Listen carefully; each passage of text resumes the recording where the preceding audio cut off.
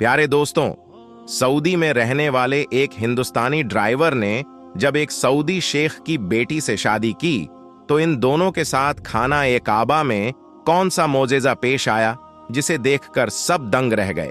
यह हिंदुस्तानी ड्राइवर कौन था और इसने शेख की बेटी से शादी क्यों की, यह जानकर आप हैरान रह जाएंगे।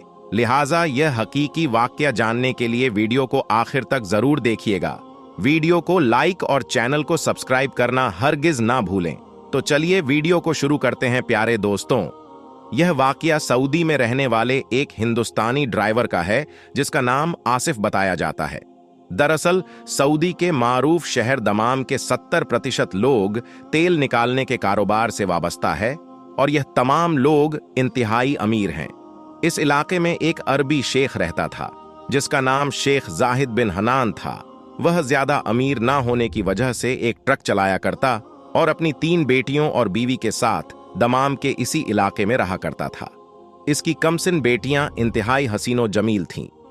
एक दिन शेख जाहिद नामी यह अरबी शख्स ट्रक पर सामान लादकर दूसरे शहर जा रहा था कि रास्ते में उसे एक नौजवान मिला जिसने फटे पुराने कपड़े पहन रखे थे और इंतहाई लाचार महसूस हो रहा था।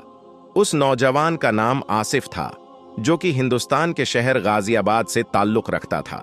यह नौजवान ड्राइवर की नौकरी के तलाश करने के लिए रियाद जाने का मुंतजिर था, लेकिन इस सुनसान इलाके में कोई टैक्सी या फिर गाड़ी नहीं थी।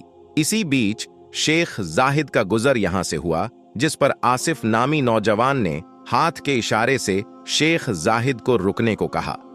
शेख जाहिद ने ट्रक रोककर उससे पूछा कि क्या मसला है, जिस पर नौजवान ने कहा कि शेख साहब मुझे रियाद शहर जाना है मगर कोई सवारी नहीं मिल रही है। बराए मेहरबानी आप मुझे किसी करीबी बस स्टॉप तक ले चले।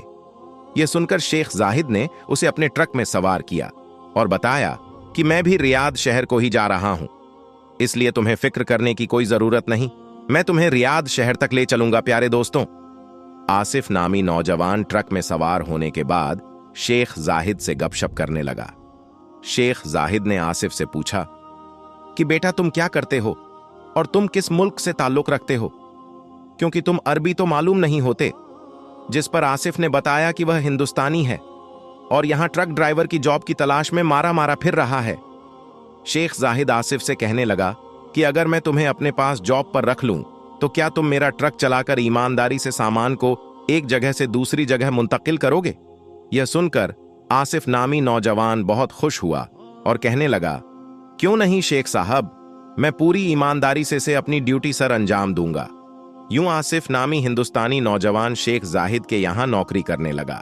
दरअसल शेख जाहिद की उम्र ढलती जा रही थी और इसकी 3 बेटियां जवान हो रही थीं। यही वजह थी कि शेख जाहिद चाहता था कि वह घर पर रहकर अपनी बेटियों की देखभाल करें और उनकी तालीम और तरबियत पर तवज्जो दें। इसी वजह से उसने आसिफ नामी हिंदुस्तानी नौजवान को काम पर रख लिया और उसे महीने की बुनियाद पर तनख्वाह देने लगा।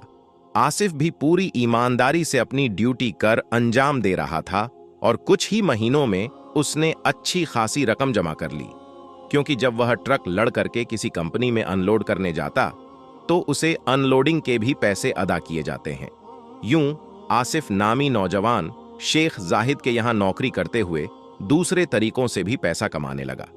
यही वजह थी कि बहुत ही कम वक्त में उसने एक बहुत बड़ी रकम जमा कर ली। तकरीबन 1.5 साल गुजरा तो एक दिन आसिफ शेख जाहिद के पास आया और कहने लगा कि शेख साहब, यह रही ट्रक की चाबियां, मैं मजीद आपके यहां नौकरी नहीं कर सकता क्योंकि मैं अपना जाती ट्रक खरीदने लगा हूं ताकि अच्छी कमाई कर सकूं। यह सुनकर शेख जाहिद परेशान हो गया और आसिफ से कहने लगा कि बेटा, मुझे तुम पर पूरा एतमाद है और तुमने मेरा काम बहुत अच्छे से संभाल रखा है। मैं बूढ़ा हो चुका हूं और मेरी 3 जवान बेटियां हैं। मैं अब बाहर निकलकर काम नहीं कर सकता। मुझे अब अपनी बेटियों की जिम्मेदारियां निभानी है। अगर तुम बुरा ना मानो तो मैं तुमसे एक दरख्वास्त करता हूं कि तुम मेरे यहां नौकरी करते रहो, चाहे तो डबल तनख्वाह ले लो। दोस्तों, शेख जाहिद ने इतने दर्द भरे लहजे में रिक्वेस्ट की कि आसिफ इनकार ना कर सका और मजीद कुछ महीने डबल तनख्वाह पर नौकरी करने की हामी भर ली। इस दौरान शेख जाहिद की तबीयत खराब रहने लगी और एक दिन वह अपने खालिक हकीकी से जा मिले, यानी उनका इंतकाल हो गया। जब महीने के आखिर पर आसिफ तनख्वाह लेने शेख साहब के घर पहुंचा तो उसे पता चला कि शेख साहब तो वफात पा चुके हैं। यह सुनकर एक तरफ तो आसिफ को सदमा पहुंचा तो दूसरी तरफ उसने शेख साहब की बीवी से कहा कि वह मजीद आपके यहां काम नहीं कर सकता। उसने चाबियां टेबल पर रखीं और उठ खड़ा हुआ शेख साहब की बीवी, जो आसिफ को बेटा कहकर बुलाती थी और उसे अपने बेटों की तरह ही समझती थी, वह कहने लगी कि आसिफ बेटा, तुम इंतहाई शरीफ और नेक इंसान हो, हमें मुसीबत के इस घड़ी में छोड़कर न जाओ। खुदा के बाद हमारा इस दुनिया में तुम्हारे सिवा और कोई नहीं। लेकिन आसिफ ने कहा कि वह अपना कारोबार करना चाहता है, लिहाजा वह मजीद नौकरी नहीं कर सकता। यह कहकर वह वहां से चला गया। यह जुम्मे का दिन था और आसिफ शेख साहब के घर से वापस आने के बाद नमाज जुम्मा अदा करने मस्जिद पहुंचा, जहां मस्जिद के मौलाना साहब अपनी तकरीर में यतीम के हुकूक बयान कर रहे थे कि जिस घर से बाप का साया छिन जाए वह पूरा घर बेआसरा हो जाता है। इस घर के ना सिर्फ सगे अजनबी बन जाते हैं बल्कि करामतदार भी निगाहें बदल लेते हैं, यहां तक कि हकीर समझने लगते हैं। कुछ लोग इन यतीम बच्चों को दरख्त के टूटे और सूखे पत्तों की तरह अपने कदमों में रौंदने लगते हैं। हकीकी मुसलमान को यह तालीम दी गई कि यतीम बच्चों की तालीम, लिबास, रहन सहन और खाने पीने का ख्याल रखा जाए, उनसे प्यारो मोहब्बत और शफकत का बर्ताव किया जाए। मस्जिद के इमाम साहब फरमाने लगे, अल्लाह ताला कयामत के दिन उस शख्स को अजाब नहीं देगा जिसने यह यतीम के साथ हुस्न सुलूक किया होगा। अल्लाह ताला ने कुरान मजीद में बार बार यतीमों से हुस्न सुलूक की तलकीन की। अल्लाह ताला फरमाता है कि माँ बाप, कराबू, दारो, मोहताज और रिश्तेदार, मुसाफिरों और जो तुम्हारा गुलाम है, सबके साथ एहसान करो। इसके बाद दोस्तों, आसिफ को इमाम साहब की बातें सुनकर ऐसा महसूस हुआ जैसे कि यह तमाम बातें उसके लिए ही नाजिल हुई हों, और दिल ही दिल में उसे एहसास हुआ कि उसे शेख साहब के घर वालों को ऐसे बेआसार नहीं छोड़ना चाहिए। जुम्मे की नमाज पढ़ने के बाद आसिफ वापस शेख साहब की बीवी के घर पहुंचा और कहने लगा कि मैंने हुजूर अकरम सल्लल्लाहु अलैहि वसल्लम की हदीस सुनी है कि यतीम की देखभाल करने वाला मेरे साथ जन्नत में मेरा हमसाया होगा। इसीलिए अब मैं आपका बेटा बनकर आपके घर की तमाम जिम्मेदारियां निभाऊंगा।